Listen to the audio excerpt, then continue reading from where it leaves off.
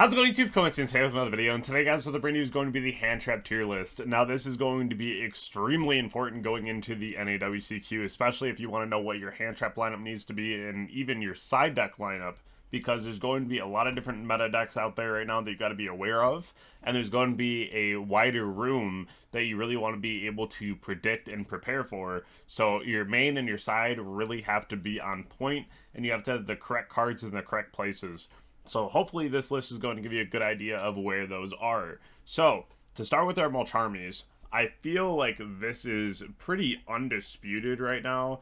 It's just gonna be, in my opinion, Meow's is like the worst one. This card really does suck in most cases. It's just like really underperforming, always in the side deck, never in the main deck, because like the card itself is a Mulcharmy, but if you're not playing against something like exactly Malice, it's not the best card. So if we're looking for strictly like the most important cards to have in your main and your side for the NAWCQ, I think Meow's you could get away with not playing at all. But Fua and Perulia, they should really be in your deck list somewhere because they're going to be massively important.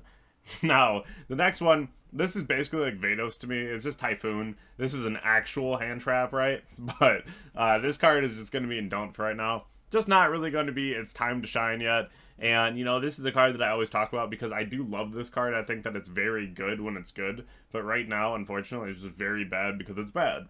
And that's something that we will come back to in the future to see if we do want to run this again. The next one after you is going to be Gamma.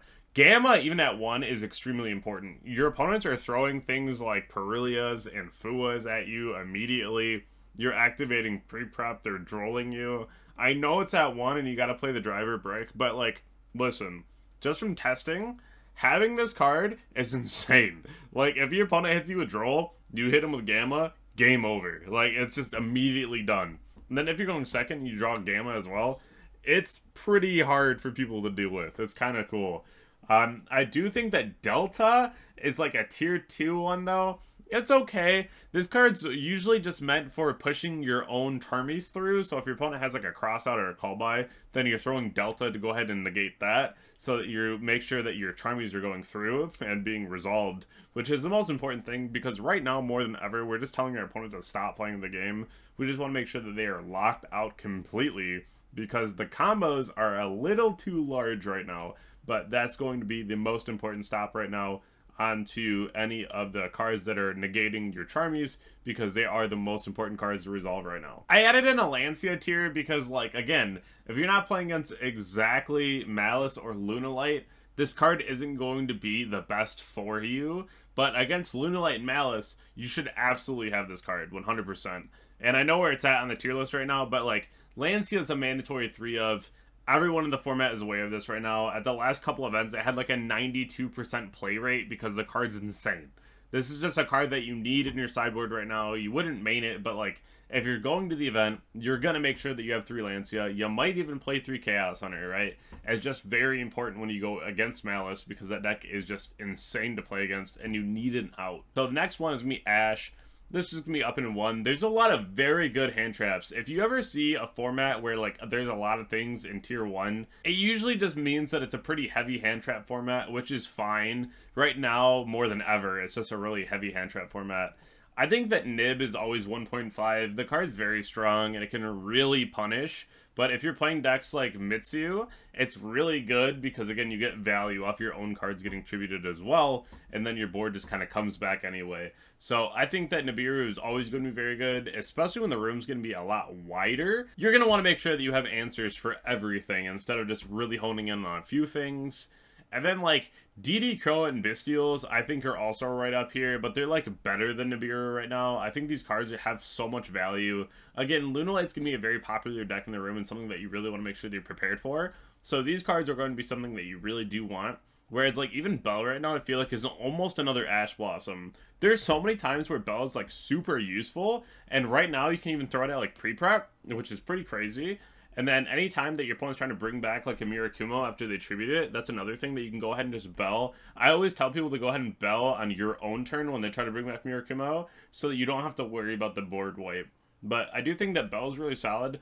The banished cards are a little less good, but they're still spectacular and cards that you really want to run right now. Unfortunately, Retaliating Sea, Mourner, these cards are just pretty awful right now. They're not really doing anything productive.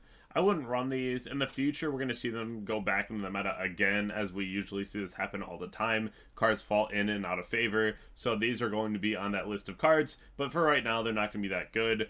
Ogre could see play. It's okay. There's a lot of very interesting interactions with this card, especially against like Lunalight, again, being able to hit things like Masquerade or the Wolf, and then against other matchups, just being able to go after like Link 2s and Malice, or if you're playing against like Ryzeal, you can hit Duo Drive. There's a lot of really cool instances where you can use Ogre. It's not like that great, but it could see play. The one that's going to be out of the meta as well is going to be Skullmeister, which is unfortunate because the card is very cool, and I feel like Skullmeister has a lot of opportunity in this format, especially against Mitsurugi, but right now it's just like pretty lackluster. It's probably the best in Don't, even though it's in Don't, right? But still not the best card right now. Imperm, I would say it's like 1.5. Better than Nibiru, though. This card is still like not that great, but there's just other cards that would run before it. Imperm's still really solid. It's something you should be running right now, especially with Protos running around. But Imperm is still one of those things where it's like not going to be as crazy as usual, but it's still something that you should run because everyone cut it in Europe, and then everyone got Protos locked. And then we saw a bunch of crazy normal summons like Fossil Dyna because like nobody had the Imperm out for it, you know? So it was really rough. Make sure that you have this card in your list.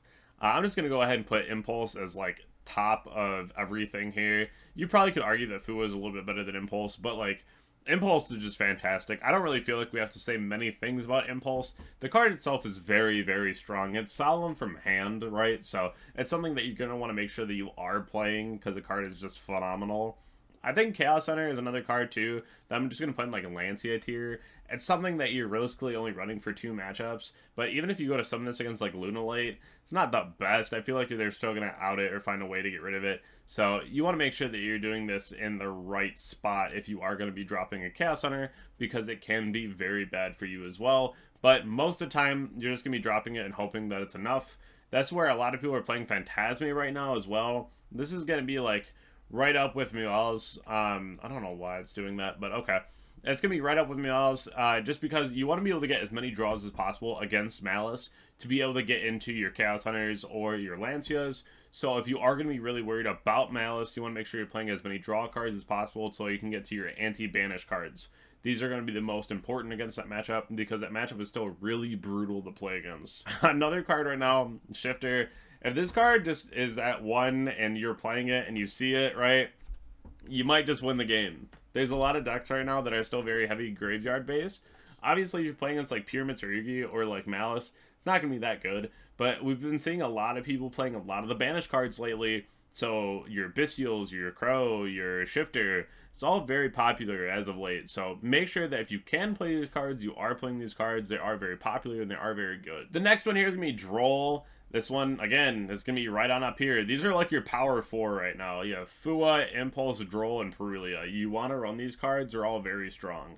But honestly, anything up here in tier 1 is equally just like broken right now. It's cards that you really need to be running that are just really, really good. And again, I'm telling you right now, you might look at Gamma and be like, Gary, it's at 1. Why would we play it and Driver? You're insane. Try it in your testing. People are just throwing hand traps in draw phase and standby phase. If you can catch someone with a Gamma, dude, it's insane. It's just so free. So that's just my advice. I think the card itself is very good. I think it's something that you should try. It is a very powerful card. The next one here is going to be Purge.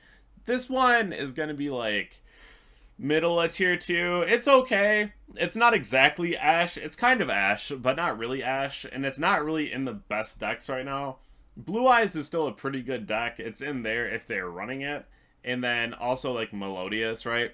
So you don't really see Purge a whole lot. I think what holds it back is the attribute restriction, because of course it's only going to be able to be played in certain decks. But it's still a pretty okay card. It just makes me sad that it's like not fully another Ash Blossom. It's like 25%, right?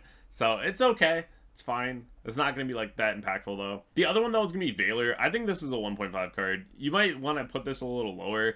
I like Veiler a lot right now. I think all targeting negation right now is really good, honestly. There's a lot of very good choke points that you can kind of catch people off guard. Not many people are ready for something like Veiler, so if you start hitting your opponent with things like this, a lot of times they're going to be caught off guard, and they're going to be like, whoa, like I wasn't expecting that, right? And so at that point, you're going to be able to get a little bit more of an advantage. People don't have a cross out for it, and it's just going to be overall a very solid card for you to run. I hope that you enjoyed today's video, and if you did, definitely let me know down below in the comment section. And then always go ahead and check out my YouTube shorts that I'm also posting over on TikTok.